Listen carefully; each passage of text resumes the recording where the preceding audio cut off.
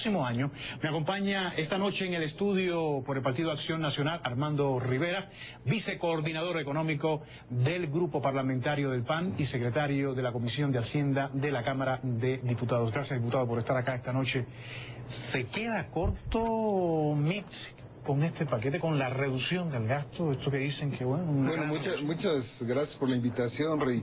Y déjame decirte que no es MIT, porque MIT no preparó el paquete económico, él lo entrega, pero es un trabajo que hizo el doctor Videgaray con su equipo, y que en las próximas semanas, por supuesto que el secretario MIT tendrá oportunidad de sentarse con los diputados de los diferentes grupos parlamentarios a poder revisarlo puntualmente, como hemos dicho que lo vamos a hacer con mucha responsabilidad y en busca de un crecimiento económico, de buscar y reactivar la economía de México para generar los empleos que se están demandando. Ahora, pero vuelvo a la pregunta, ya sea MIT o Videgaray, ¿se quedaron cortos? Vamos, el gobierno se quedó corto en esta... Se queda corto, pero déjame explicarte un poquito el paquete económico. Trataré de hacerlo muy sencillo. El paquete económico lo podemos equiparar con un libro que tiene 3 capítulos, y que primero hay que leer el capítulo 1 antes que el 2 y el 2 antes que el 3. Y el primer capítulo tiene que ver con los criterios de política económica, quiere decir con la definición de las variables macroeconómicas. Y en la definición que entregan, por ejemplo, de tipo de cambio, por ejemplo, de crecimiento o de inflación, es poco creíble los números que nos están dando. Tipo de cambio nos dicen 18.2. No lo tenemos ahora, no lo hemos tenido durante el último año, y no vemos que vayan a hacer algo diferente para poderlo lograr el 2017. La inflación 3. O la inflación del 3%. Entonces, si no nos ponemos de acuerdo en el capítulo 1, que impacta al capítulo 2, que es ley de ingresos, o sea, cuánto dinero va a captar el gobierno, que impacta en el tercer capítulo, que es cómo va a gastar el dinero, pues lo que nos están entregando carece de toda veracidad. Y ahí es donde vamos a entrar en una discusión, porque ellos tratan de protegerse. Si le pones el número correcto, que deberá estar arriba de los 19 pesos promedio el año que entra el tipo de cambio, vas a tener mayores ingresos, pero también vas a tener mayores gastos por el pago de la deuda, ¿no? Entonces, tenemos que empezar a discutir con seriedad y hacer propuestas serias para reactivar la economía. No la estamos viendo los números que hoy presentaron. En el lado del ingreso, nos vamos al capítulo 2, que tenemos hasta el 20 de octubre para votarlo y poder seguir negociando las próximas semanas, tanto con el grupo parlamentario del PRI como lo de sus partidos aliados, como con la Secretaría de Hacienda.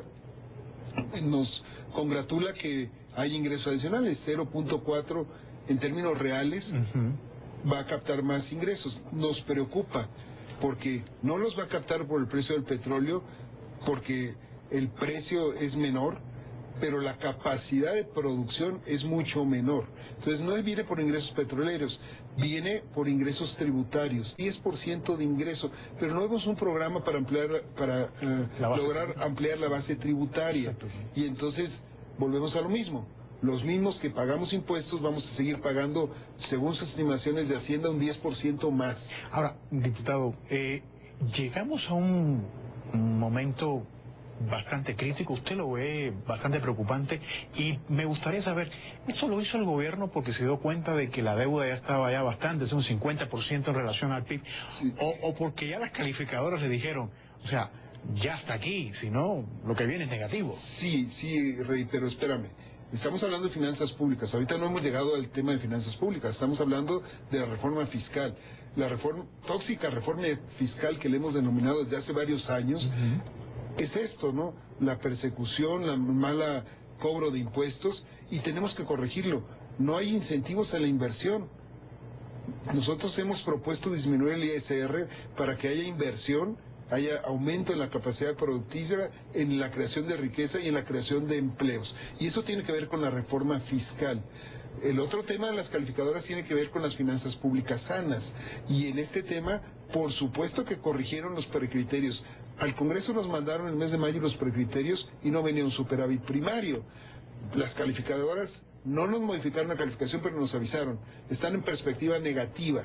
Quiere decir que si no corriges las finanzas, te voy a bajar la calificación, con las consecuencias que eso implica, que es negativa para la economía de México. Y ahí se pusieron a correr. Y entonces modifican los precriterios hace 2 o 3 semanas y nos dicen, ya vamos a tener un superávit primario positivo de 0.2, 40,000 millones de pesos. Lo que hoy presenta el secretario MIT lo modificaron nuevamente a lo que nos entregaron hace 2 semanas. Ahora el superávit primario es de 0.4 y la propuesta de Acción Nacional es sensata, es lograble y es para mantener la proporción de deuda contra el PIB, y hemos dicho que necesitamos tener un superávit de alrededor del 1.4, 1.5, que implica no 73,000 millones como viene hoy en el paquete económico de superávit, sino en el orden de los 270 a 300,000 millones de superávit.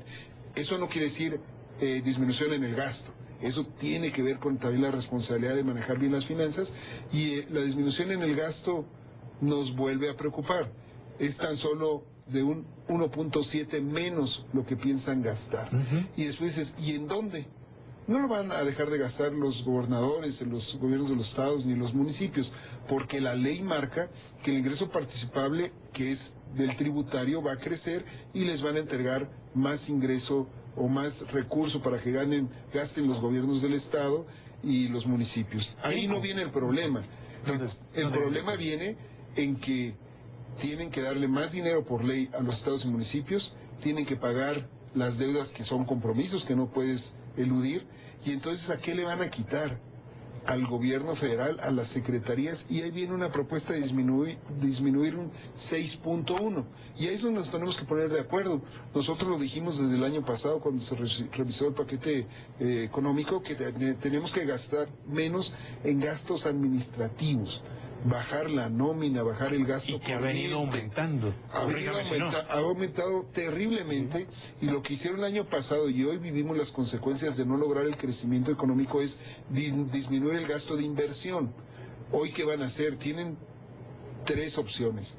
Disminuir el gasto corriente, bajar gasto en nómina, en gastos superfluos administrativos, que es el camino correcto, disminuir el gasto de inversión, que no fue correcto y lo hicieron el año pasado y esperemos que no lo hagan este año, o disminuir los programas sociales. Hoy el secretario dice no vamos a tocar el gasto social, y espero que no, porque por un lado presionan a obtener un ingreso mayor a los que sí pagan impuestos, y sería terrible no darle el apoyo a la gente que más lo necesita, a la gente pobre de México, que es el gasto social. Entonces no les va a quedar más que volver a hacer lo que hicieron el año pasado y que detuvo el crecimiento económico, que es no invertir en gasto de inversión, en carreteras, en escuelas, en hospitales. Tuve el presupuesto que le tocó a la Secretaría de Comunicaciones y Transporte, que quitaron el 19% de la inversión en México, que tiene un efecto multiplicador en nuestra economía. Son clases básicas de economía 1 en la facultad. Entonces, no es que no sepan, es que no están orientados hacia dónde debe ir el manejo de la economía. Y yo espero que con la llegada del nuevo secretario podamos entender un poquito mejor y llegar a acuerdos en beneficio de México. Esto no se trata de partidos políticos, se trata de un bien superior que es México y su crecimiento. Pues vamos a ver, diputado, en los próximos días, y por supuesto hay que darle seguimiento a este tema tan importante, por supuesto porque esto empieza ahora, llega el análisis y después la aprobación. Muchas gracias por estar acá con nosotros esta noche. Muchísimas gracias, buenas noches. Y usted no se vaya, llega a México, otro candidato presidencial de Estados Unidos, se trata de Roque de la Fuente, aspirante independiente. Con esto y más.